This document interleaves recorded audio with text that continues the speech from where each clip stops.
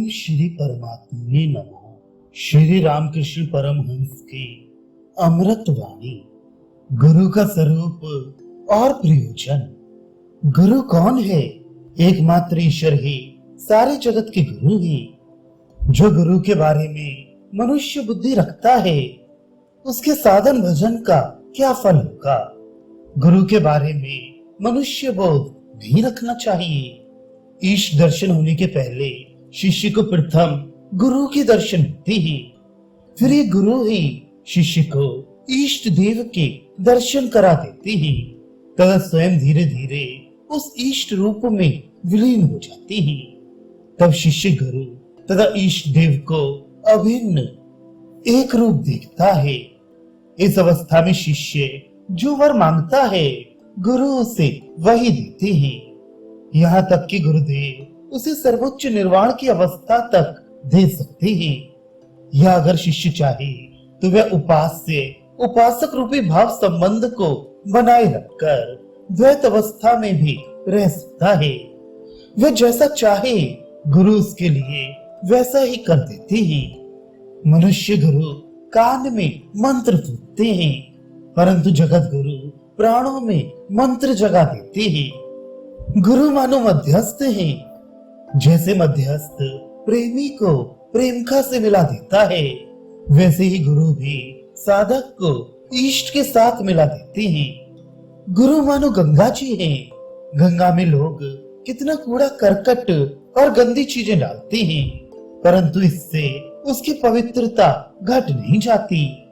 इसी प्रकार गुरु पर भी निंदा अपमान आदि बातों का परिणाम नहीं होता। वैद्य की तरह आचार्य भी तीन प्रकार के होते हैं, उत्तम, मध्यम और अधम।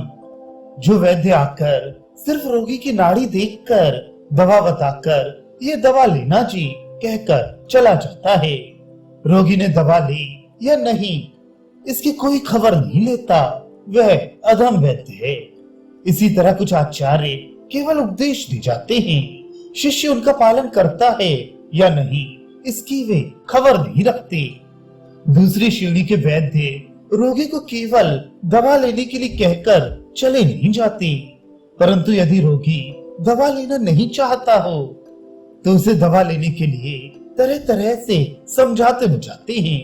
ये मध्यम श्रेणी के वैद्य हुए। इसी तरह जो आचार्य शिष्यों के हित के लिए उन्हें बार बार प्रेम से समझाते हैं, जिससे वे उपदेशों की धारणा कर सकें और तदनुसार चल सके, वे मध्यम श्रेणी के आचार्य हैं। अंतिम श्रेणी के और उत्तम वैद्य वे हैं जो अगर रोगी मीठी बातों से ना माने तो बल का भी प्रयोग करते हैं। जरूरत पड़ने पर रोगी की छाती पर घुटना रखकर जबरदस्ती दवा पिला देते हैं। उसी प्रकार उत्तम श्रेणी के आचार्य शिष्य को ईश्वर के पथ पर लाने के लिए आवश्यक हो तो बल तक का प्रयोग करते हैं।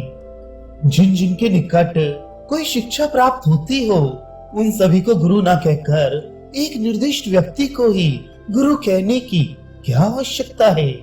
किसी अनजान जगह जाना हो तो जो रास्ता जानता है, ऐसे किसी एक व्यक्ति के निर्देश अनुसार ही जाना चाहिए। अनेक लोगों से रास्ता पूछते रहने पर गड़बड़ हो जाती है। वैसे ही ईश्वर के निकट जाना हो तो एक अनुभवी गुरु के निर्देश अनुसार चलना चाहिए। इसीलिए एक गुरु का प्रयोजन है। जो खुद शतरंज खेलते हैं, वे बहुत समय तक नहीं समझ पाते कि कौन सी चाल ठीक होगी, परंतु जो तटस्थ रहकर खेल देखते रहते हैं, वे खेलने वालों की चाल से अच्छी चाल बता सकते हैं।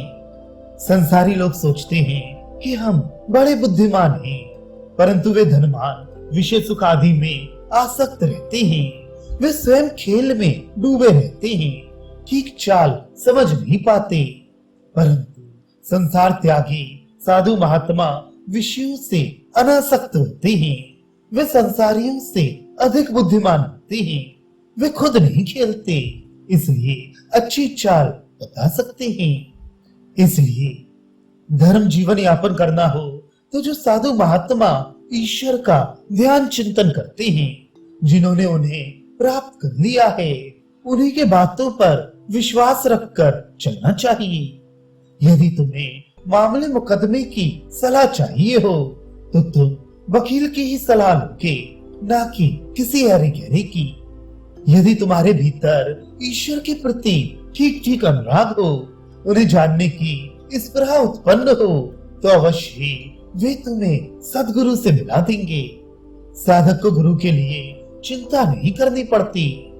ठीक ठीक आंतरिकता के साथ व्याकुल प्राणों से यदि कोई उन्हें पुकार सके तो उसके लिए गुरु की आवश्यकता नहीं होती। परंतु साधारणतया ऐसी व्याकुलता दिखाई नहीं देती, इसलिए गुरु की आवश्यकता है। गुरु एक ही होता है, परंतु उपगुरु अनेक हो सकते हैं। जिस किसी के पास कुछ शिक्षा प्राप्त हो वही उपगुरु है। अवधूत के इस प्रकार 24 उपगुरु थे।